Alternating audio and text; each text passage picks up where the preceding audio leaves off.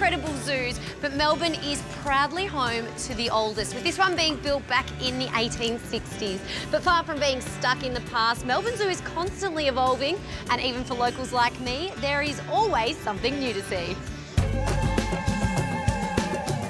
Perched on the northern edge of the CBD, Melbourne Zoo remains one of the city's top attractions.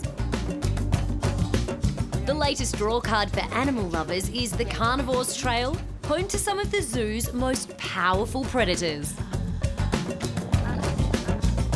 Well, it's really focusing on the animal welfare, so looking at enrichment and training, so providing big open spaces, really naturalistic habitat. So for example, you can see Indra the tiger behind us, the two caves, they've both got heating.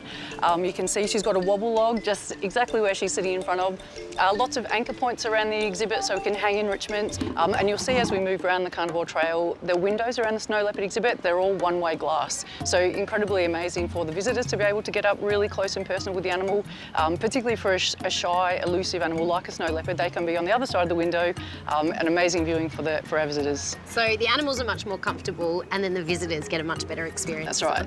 A comfortable animal is a happy animal, happy keeper, happy visitor. Everyone's happy. But while the carnivores attract plenty of attention, the zoo's lesser-known creatures guarantee to steal a little of the limelight too, from the meek but mighty meerkats to the lovable lemurs.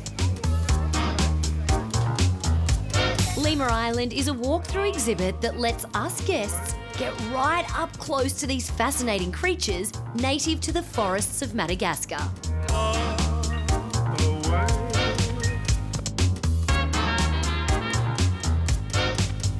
The best thing about zoos is that they give us such unique access to all creatures great and small. So this is behind the scenes with the gorillas? This is, yes. So cool. We've just got them out in the exhibit. We'll go up the stairs and give them a bit of lunch. And Melbourne Zoo also offers some of those extra memorable animal encounters. So the gorillas have a really healthy diet. They do. They're herbivores, so lots of vegetables for them today and a lot of greens. Wow, this is really behind the scenes of the zoo.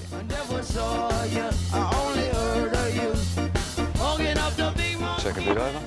Oh, she's run away and hid it. She doesn't want to share a capsicum. She knows that Mum's going to come and steal it straight away. We'll throw another bit to Kimia. Not all animals are as outgoing and inquisitive as these guys. They're constantly interacting, guaranteeing guests a real insight into the world's largest primates. It's quite unique, and being able to get up close to them, understand their personalities and how we care for them, and being able to give them a bit of lunch over the top here is a bonus. Oh, where are you going? Watching them run from this close is incredible. It is. It's always funny when he runs on his back legs as well.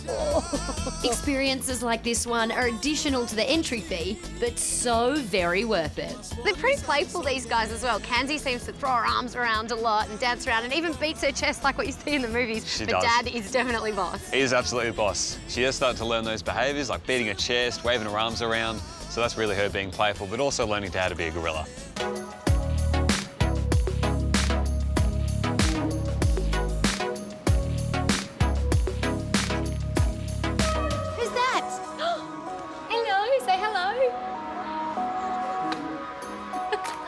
Bye-bye. Bye-bye. But whether you opt for the extra encounters or stick with the zoo's general running schedule, there's talks running right through the day to give you a greater appreciation and knowledge of some of the 300 species that call this zoo home. The biggest threat to them by far and away is, unfortunately, deforestation.